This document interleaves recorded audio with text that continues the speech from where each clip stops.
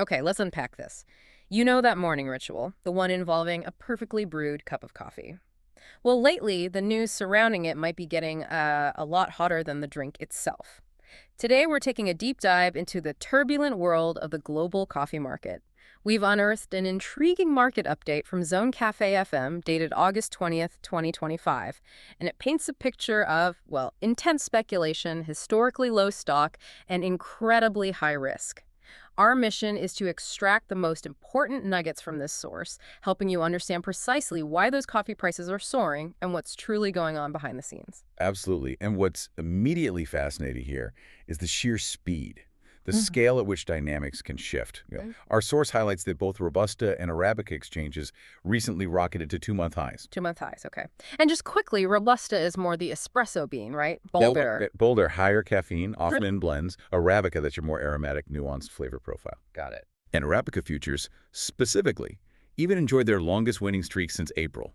5 consecutive sessions of increase. 5 sessions. Wow. Yeah, the market is described as experiencing heart-stopping fluctuations. Yeah. I mean, we're talking London Robusta for September surging past uh, $4,400 a ton 4,400. per ton.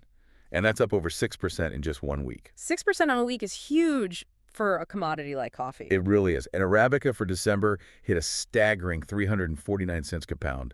Domestically in Vietnam, prices were just exploding. Rare daily jumps of 3,000 to 4,000 VND per kilogram, Goodness. pushing past 121,700 VND with expectations to hit 125,000 VND per kilo very soon. Wow, Robusta up 6% in a week, Arabica on its longest winning streak. Mm. Those are truly heart-stopping numbers. But the question is, what's truly igniting this market? What's behind it all? Well, our sources reveal some powerful and frankly kind of unsettling drivers. First, it's massive speculation, just massive. We're seeing major players hoarding goods, essentially betting big on even higher prices down the road. Okay, so holding on to stock instead of selling. Exactly. And this strategy has driven ICE Arabica stock to its lowest point in over a year.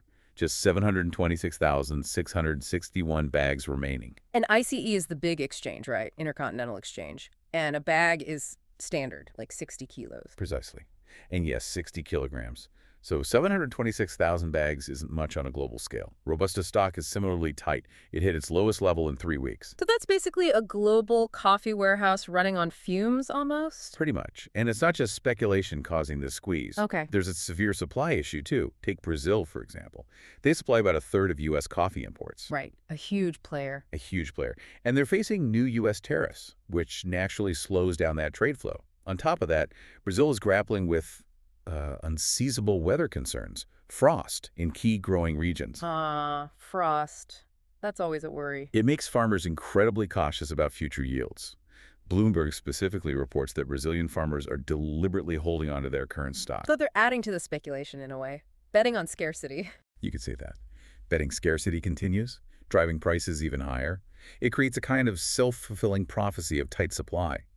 Adding to the pressure, Brazil's 2025-26 production forecast is actually down 2.1% to 63.9 million bags. Now, 2.1%, that might not sound like a huge number percentage-wise. It doesn't sound huge, but when you're talking about a country that produces nearly a third of the world's coffee, that's literally millions of bags missing from the global supply chain.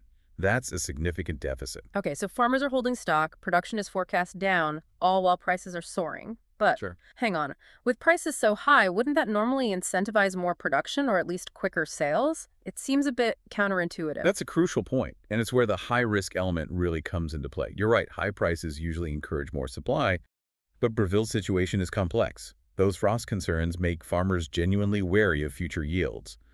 So they're protecting what they have now, betting on sustained scarcity. A calculated risk, then. A very calculated risk on their part, which further starves the immediate market. And our source highlights this inherent volatility. It notes that after a peak, usually a fall. Right, the classic boom and bust potential. Exactly. It's a bit like a high-stakes poker game, where players are holding onto their best cards, their coffee beans, hoping for an even bigger payout, but always with the risk the whole table could fold.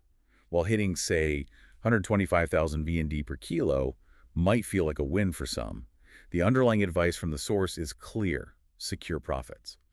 Because a significant dropback, maybe to 100,000 VND kg, that would mean a much, much larger loss on paper. This raises an important question, though. Could there be an argument that given, ongoing climate issues and maybe geopolitical tensions, these high prices might be the new normal rather than just a peak before a crash? Is there any counter argument to that after a peak, usually a fall advice in this specific context? It's a valid consideration, and certainly long-term climate trends do point towards ongoing supply challenges, no doubt about that. However,